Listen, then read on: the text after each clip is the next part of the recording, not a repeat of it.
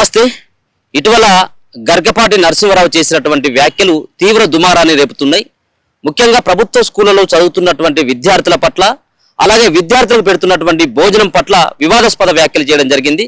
దీని పట్ల ప్రజా సంఘాలకు సంబంధించినటువంటి వ్యక్తులతో పాటు అలాగే విద్యార్థి సంఘాల నాయకులు సైతం కూడా ఆయన వ్యాఖ్యల పట్ల బగ్గుమంటారు. మనతో పాటు ఉషాక్క ఉన్నది, ఇదే సంబంధించినటువంటి అంశం పైన మాట్లాడదాం. అక్క నమస్తే. సో ఎట్లా చూసుకుంటారు, ఒక పక్కన స్కూల్లోకి వచ్చేటువంటి విద్యార్థులకి గుడ్డు పెట్టడం ఏంటిది, గుడ్డు పెట్టడం ఏంటంటూ ఆయన చేసినటువంటి వ్యాఖ్యలను ఎట్లా చూస్తారు? అసలు గరికపాటి గారికి మన బుర్రలో గుజ్జుందా పెండుందో కూడా అర్థం కావట్లేదు నాకు. ఎందుకంటే ఆయన మాట్లాడే మాట ప్రతి ఒక్కటి కూడా అందరూ యావత్ ప్రపంచం వింటుంది. ఏం మాట్లాడుతున్నారండి మీరు? ఏంది మీరు చేసేది? మీకు పద్మశ్రీ అవార్డు వచ్చిందని బల్పా? ఆ బల్పుతోనే ఇట్లా మాట్లాడుతుర్రా? మీలాంటి వాళ్ళకి అవార్డులు ఇవ్వకూడదు నన్ను అడిగితే. ఎందుకో చెప్పనా? చిన్న పిల్లల నోటి దగ్గర తినే అన్నం గురించి నువ్వు విశిక్షణ రహితంగా మాట్లాడావంటే నువ్వు మనిషివా గాడివా ఫస్ట్? ఎందుకంటే ఒక వదిన జీవితాన్ని ఖరాబు చేసిన దుర్మార్గుడు రా నువ్వు. నీకు తెలుస్తలేదా? పనికిరానోడా వచ్చి నీ వదిన ఆడు మనిషి కాదు, గరికపాటి కాదు, మీకు గురువేమో, ఆడు ఒక నీచుడు అని చెప్పింది. నువ్వు ఉంచుకున్నావంటారో లేకపోతే తెచ్చుకున్నావంటారో దాని ఓడేంటో నాకు తెలియదు, కానీ ఫస్ట్ నీది నువ్వు చూసుకో. ఫస్ట్ నా పిల్లల మీదకి కానీ వచ్చినావంటే బిడ్డ నీ పంచోడు తీసి కొడతారు చెప్తున్నా. పైంది కాదు కిందదోడు తీసి కొడతారు. ఎందుకంటే నీ అయ్య సొమ్ము కాదు అది. ప్రభుత్వం మాకు ఇచ్చిన హక్కు, మా పిల్లలకి ఇచ్చిన హక్కు. ఇవాళ గవర్నమెంట్ స్కూల్లో చదువుకున్న మేధావులు ఎవరో తెలుసా నీకు? డాక్టర్ బిఆర్ అంబేద్కర్ గారు ఎక్కడ చదువుకున్నాడు?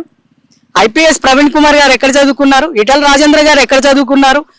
మన ఈ రోజున ఉన్న సీఎం గారు ఎక్కడ చదువుకున్నారు? పెద్ద పెద్ద ఆఫీసర్లు, పెద్ద పెద్ద హోదాల్లో ఉన్న వాళ్ళందరూ కూడా ఆ గవర్నమెంట్ స్కూల్ నుంచి వచ్చిన వాళ్ళే. అర్థమైందా? నీకులాగా ఏదో విశిక్షణ రహితంగా మాట్లాడి, అర్థమైందా?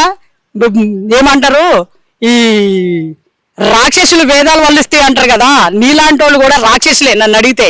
నీ వేదాలు ఎవరికి కావాలరా? నువ్వు మా మీద పడతావా? నువ్వు మా విద్యార్థుల మీద పడతావా? నువ్వు మా పిల్లల మీద పడతావా? నీ తోలు తెలిసి తొక్కల చేతిలో పెడతామేమనుకుంటున్నావేమో. పిల్లల మీదకి వచ్చిర్రా కొడకల్లారా ఎవరైనా కానీ మీ తొడకలు తీసే వరకు కూడా వదిలిపెట్టాం మేము. ఇంకొక మాట కూడా అంటా ఉన్నాడు, అంటే గవర్నమెంట్ స్కూల్లోకి చదివేటువంటి విద్యార్థులకి పుస్తకాలు ఇవ్వాలి, భోజనం పెట్టాలి, వాళ్ళకు కోడిగుడ్లు ఇవ్వాలి. వాళ్ళంతా కూడా వచ్చినటువంటి విద్యార్థి చదువుకుంటారు, ఒక పెళ్లి కొడుకులేగా కూకుంటారని చెప్పేసి మాట్లాడుతూ ఉన్నాడు. అది పెళ్లి కొడుకు అంటలే, శోభనం పెళ్లి కొడుకు అంటుండే అదవా. పెళ్లి కొడుకు అంటలేడు, శోభనం పెళ్లి కొడుకు అంట. చిన్న పిల్లలు 1వ తరగతి చదువుకునే పిల్లలు శోభనం పెళ్లి కొడుకు అవుతారా? వీడికి నెత్తిలో అసలు వాడి గురించి మాట్లాడొద్దు. వాడి గురించి మాట్లాడితేనే వేస్ట్ నా కొడుకాడు. చెప్తున్నా కదా నేను, వాడికి మెదడులో గుజ్జు లేదు. మన దేవుళ్ళని పిచ్చిగా మాట్లాడతారు. ఒక ఆయన వస్తాడు, ఒక ఆయన వచ్చి ఏమంటారు సమ్మక్క సారక్క ఎవరు అంటాడు. ఇట్లాంటి వాళ్ళందరినీ చీడ్చి కొట్టాలి చెప్తున్నా నేను.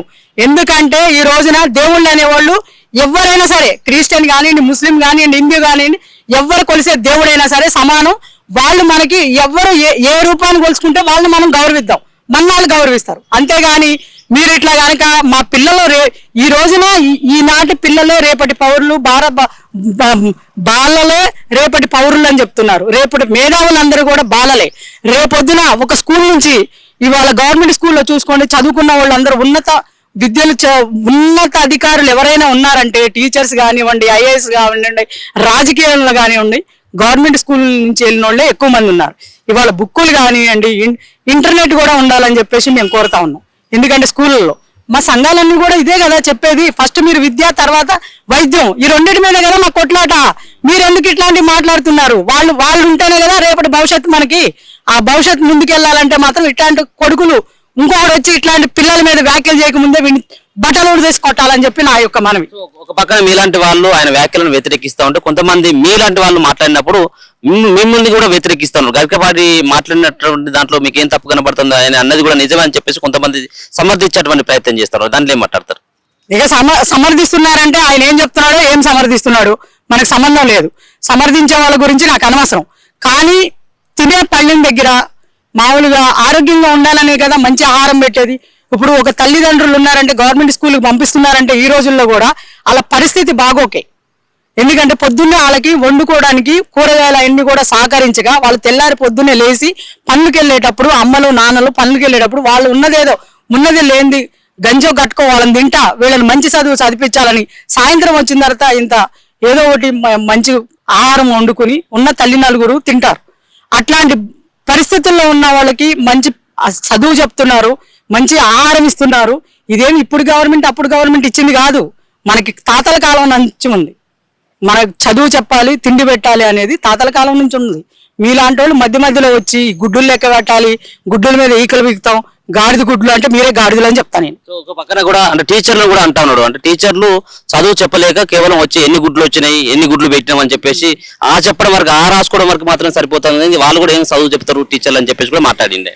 ఇప్పుడు మన మన తెలంగాణలో ఉన్నాయి కానీ ఆంధ్రాలో ఉన్నాయి కానీ స్కూల్ తీసుకోండి, ఎన్ని సార్లు ఏ స్కూల్లోనైనా సరే గుడ్లు లెక్కలు రాసిన స్కూల్లో ఎంతమంది మేధావులు వచ్చారని బయటికి తీసుకురండి.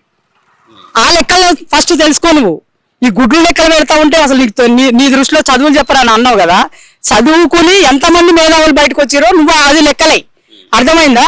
ఫస్ట్ మనం ఒక బుక్ పట్టుకుని చదువుకోవాలంటే కడుపు నిండా తిండి ఉండాలి, మంచి మనసుతోని మంచి ఆలోచనలతో కూర్చుంటేనే చదువు అంట పెడతాది. లోపల ఆకలి అవుతుంది అంటే సత్యమసలాడు నీకేం తెలుసురా, కాఫీ తాగటం ఒక గంట లేట్ అయితే నీ చేతులు కాళ్ళు వణికిపోతాయి. నీకెందుకురా నాయన ఇదంతా?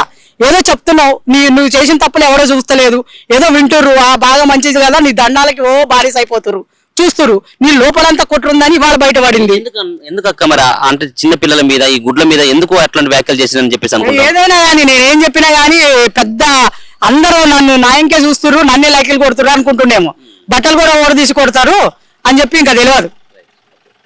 ఇది మొత్తానికి గరికపాటి చేసినటువంటి వ్యాఖ్యల పట్ల ఉషక్క అయితే బగ్గుమంటా ఉన్నది. మొత్తానికి చిన్నపిల్లలు చదువుకున్నటువంటి హాస్టల్ కావచ్చు, మరో పక్కన స్కూల్ కావచ్చు, ఇటువంటి సంబంధించినటువంటి స్కూళ్లలో పెట్టేటువంటి గుడ్డు పైన ఇటువంటి వ్యక్తి ఇటువంటి మాటలు మాట్లాడడం సరైనటువంటి విధానం కాదు. మరోసారి ఇటువంటి వ్యాఖ్యలు చేసినట్లయితే ఖచ్చితంగా మహిళలు సైతం కూడా బుద్ధి చెప్తామన్నటువంటి అంశాన్ని ఉషక్క అయితే తెలియజేస్తున్నారు.